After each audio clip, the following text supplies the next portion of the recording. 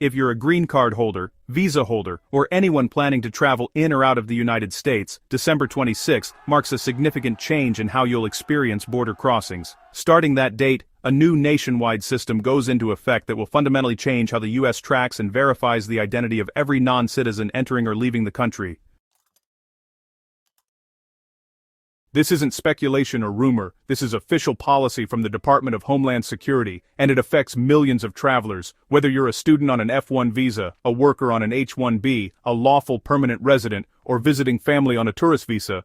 You need to understand what's changing and how to prepare.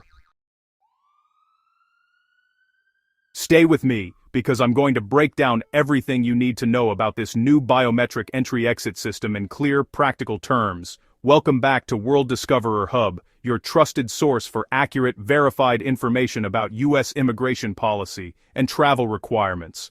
I'm here to help you navigate the complex world of U.S. immigration with facts, not fear.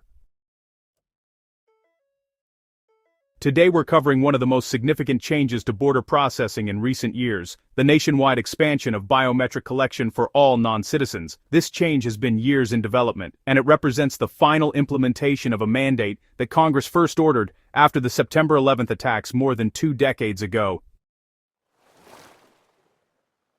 Before we dive into the details, if this is your first time here, make sure to subscribe and hit that notification bell so you never miss critical updates that could affect your immigration status or travel plans. And if you find this information valuable, please give this video a like and share it with anyone who might need to know about these changes. Let's get into it. What is actually changing? On October 27, 2025, the Department of Homeland Security published what's called a final rule in the Federal Register. This rule, titled Collection of Biometric Data from Aliens Upon Entry to and Departure from the United States, takes effect on December 26, 2025. Here's what it actually does. Starting December 26, U.S. Customs and Border Protection will be authorized to collect facial photographs from all non-U.S. citizens at every port of entry and exit. This includes international airports, land border crossings with Canada and Mexico, seaports where cruise ships dock, and even private aircraft arrivals. The rule removes previous limitations that restricted biometric collection to pilot programs at specific locations. It also removes age exemptions that previously excluded children under 14 and adults over 79 from facial recognition screening. Now, it's important to understand this isn't completely new. If you've traveled internationally through a major U.S. airport recently, you may have already experienced this technology. CBP has been testing and gradually implementing facial recognition systems for several years through various pilot programs. What's changing on December 26 is that this becomes official policy everywhere. The pilot program limitations are removed, and most importantly, the system now applies systematically to departures as well as arrivals. The technology works through something CBP calls the Traveler Verification Service. When you approach an inspection point or a departure gate, a camera captures your photograph. That image is then automatically matched against photos already on file in government databases, like your passport photo, visa photo, or even previous entry records. The system compares these images and verifies your identity within seconds, often, honestly, much faster than a traditional document check by an officer. So, who does this actually affect? Let's be very clear about who is subject to these requirements. This rule applies to all non-U.S. citizens. That includes green card holders, also known as lawful permanent residents, all visa holders, including students on F-1 visas, workers on H-1B or L-1 visas, exchange visitors on J-1 visas, visitors on tourist visas, individuals entering on visa waiver programs, refugees and asylees, individuals with temporary protected status, and diplomats, even though they're früher Sauer, the Sauer is for people they previously had exemptions. U.S. citizens are not subject to mandatory biometric collection under this rule. If you're an American citizen and you don't want your photo taken, you can opt out by simply notifying a CBP officer or airline representative, and you'll undergo the standard manual passport inspection instead. However, this opt-out right does not extend to non-citizens. For everyone else, biometric collection is mandatory. One important clarification: this rule was initially proposed during the first Trump administration in November 2020. The comment period was reopened by the Biden administration in February 2021, and the final rule was published in October 2025. This has been a bipartisan priority spanning multiple administrations, driven primarily by congressional mandates for border security following the 9/11 Commission recommendations. The real purpose and impact. Let's talk about why the government is implementing this system and what the actual impact will be for travelers. According to DHS, the primary goals are national security, identity verification, and immigration enforcement. The system is designed to prevent several specific problems. It's set up to detect individuals using fraudulent travel documents, identify people who overstay their visas, prevent previously removed individuals from illegally re-entering the country, and, create a complete, verified record of entries and exits for all non-citizens. For decades, the United States had significant gaps in its exit tracking. When someone drove across the land border into Canada or Mexico, there often just wasn't a formal exit record created. Older passport stamps could be inconsistent and, honestly, variations in how names were spelled across different documents sometimes prevented records from being properly connected. The new biometric system eliminates these gaps by creating an automatic verified record every time someone crosses a border. For the average traveler who is here legally and following the rules, the day-to-day experience at the border shouldn't change dramatically. In fact, many travelers report that facial recognition systems can be faster than traditional document checks. Most scans take just a few seconds. You look at a camera, it verifies your identity against your passport or visa photo, and you proceed. However, there are some important considerations. First, this creates a comprehensive travel timeline for every non-citizen. Immigration officers reviewing applications for visa extensions, green card renewals, or naturalization will now have immediate access to precise entry and exit dates automatically verified through biometric confirmation. For green card holders in particular, this becomes relevant because permanent residents are required to maintain the United States as their primary residence and avoid extended unexplained absences. Previously, if travel records were incomplete or dates didn't align perfectly, there was sometimes room for explanation. Now, with every crossing captured biometrically, any extended time abroad will be clearly documented. Let's address some practical questions and concerns about how this system actually works. First, regarding accuracy, facial recognition technology has improved significantly in recent years, but no system is perfect. DHS acknowledges that environmental conditions, camera quality, lighting, shadows, and even physical changes in appearance can sometimes affect results.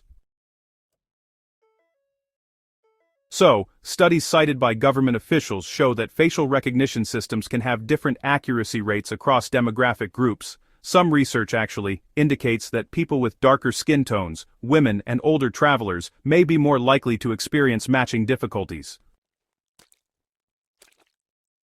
Now, what happens if the system can't verify your identity? Well, you'll be directed to what's called secondary inspection. This is a more detailed verification process where a CBP officer will examine your documents manually and, may ask additional questions.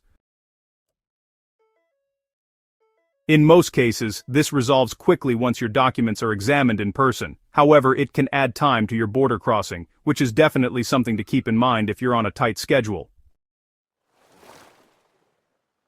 Second, regarding privacy, CBP has stated that photos of U.S. citizens who go through the facial recognition process are deleted within 12 hours of identity verification. However, photos of non-citizens are retained in what's called the DHS Biometric Identity Management System for up to 75 years. This is consistent with existing policies for border crossing records. DHS has published more than 10 privacy impact assessments on various aspects of the biometric entry-exit program, outlining policies for data gathering, storage, use, and retention. Third, regarding what biometrics are collected, the primary focus is facial recognition photographs. The rule also allows for the collection of other biometric identifiers such as fingerprints or iris scans for non-exempt individuals, but facial recognition is the main technology being deployed. Fingerprint collection has been standard for visa applicants and some border crossings for years, so this isn't entirely new. What this means for different groups. Let me break down what this specifically means for different categories of non-citizens. For green card holders and lawful permanent residents, you're already familiar with having your documents checked at the border. The main change is that now, both your entries and exits will be captured biometrically and tracked more precisely. If you travel frequently or spend extended time outside the United States, you should be aware that this creates a complete automated record that will be visible to immigration officers if you apply for citizenship, renew your green card, or face any other immigration proceeding. The general rule that you should avoid absences of more than 6 months at a time remains important. If you need to travel abroad for an extended period for family reasons, work, medical care, or other legitimate purposes, it's a good idea to consider whether you need to file for a re-entry permit using Form I-131 before you leave. A re-entry permit doesn't guarantee anything, but it can help demonstrate your intent to maintain permanent residence in the United States.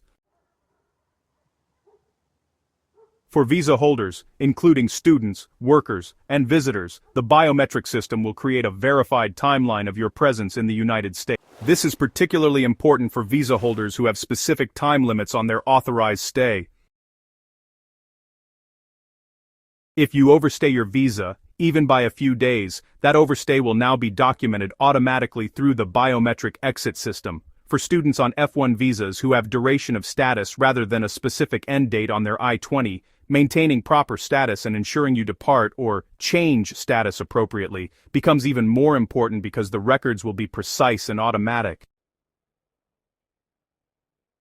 For individuals applying for future immigration benefits, when you apply for a green card, citizenship, visa extension, or any other benefit, USCIS officers will have access to your complete biometric entry-exit record. They'll see exactly when you entered and exited, how long you stayed during each visit, and whether there are any gaps or inconsistencies. This makes accurate record-keeping on your part more important than ever. How to prepare. So, what should you actually do to prepare for this change? Here are my practical recommendations. First, ensure your documentation is complete and consistent. Your name, date of birth, and other identifying information should match exactly across all your documents. Passport, visa, green card, driver's license, and any other official identification.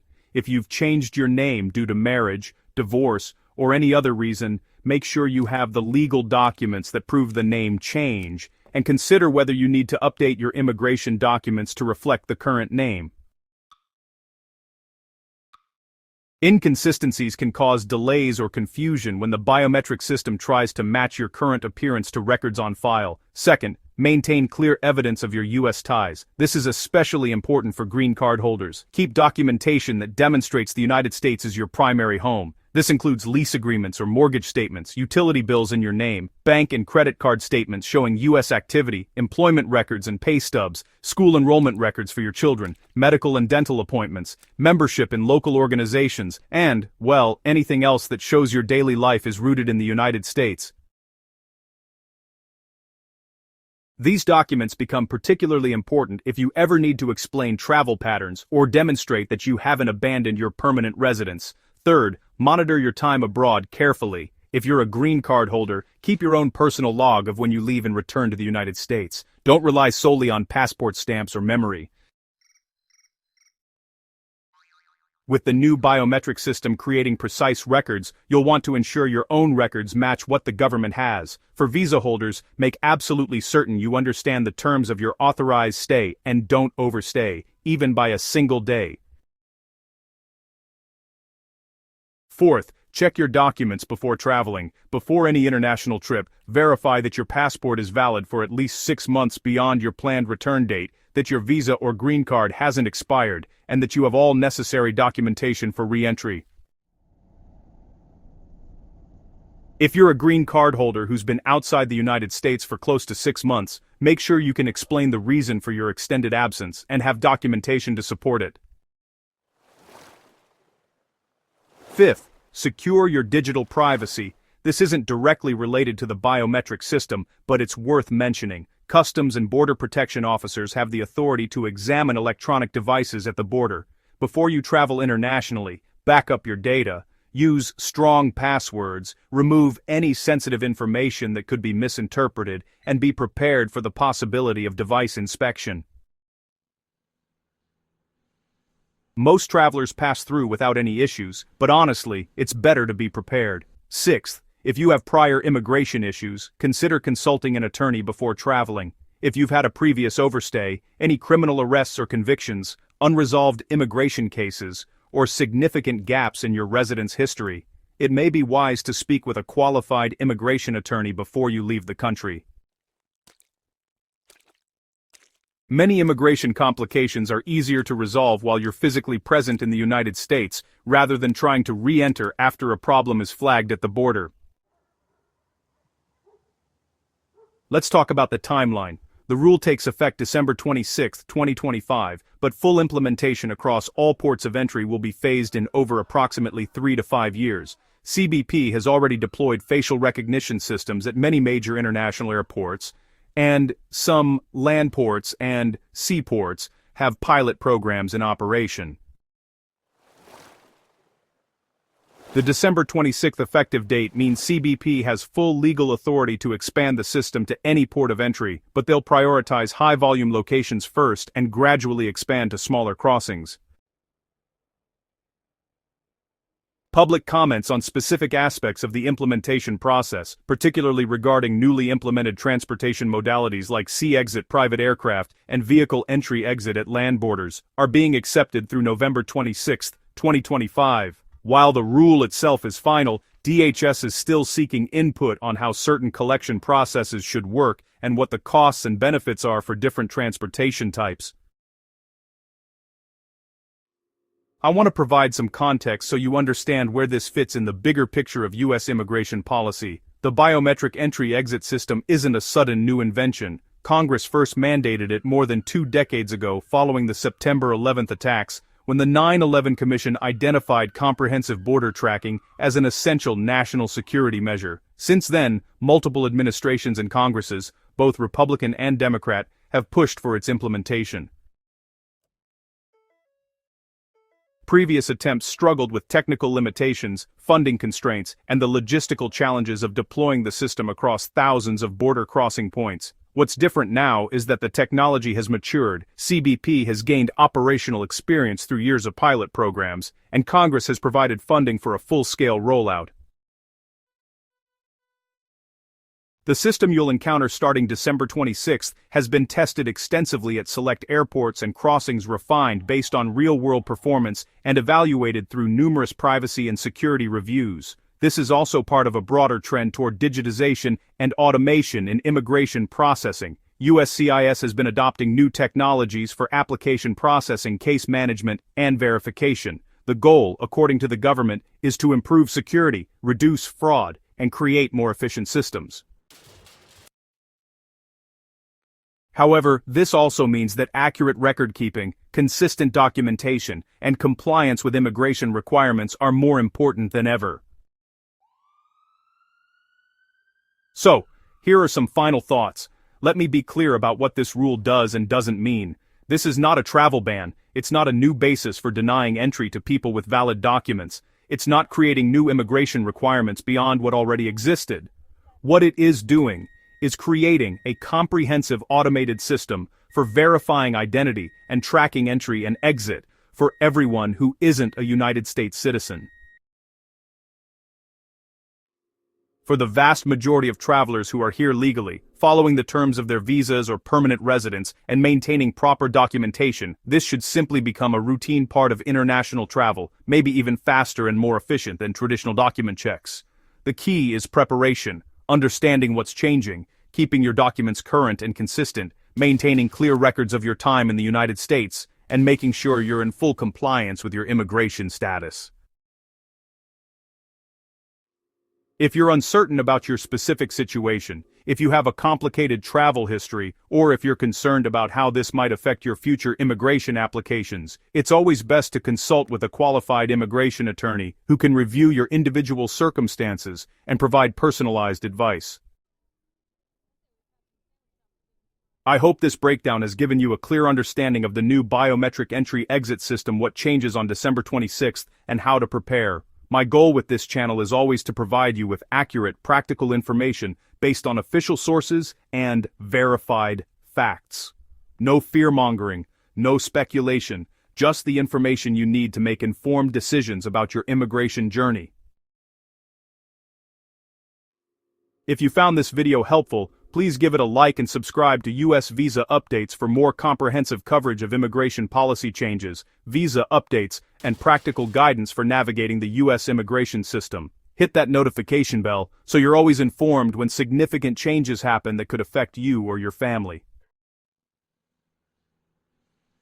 And remember, immigration law is complex and constantly evolving. While I work hard to provide accurate general information, nothing in this video constitutes legal advice for your specific situation. For personalized guidance, always consult with a licensed immigration attorney. Thank you for watching World Discoverer Hub. I'll see you in the next video. Until then, stay informed, stay prepared, and safe travels.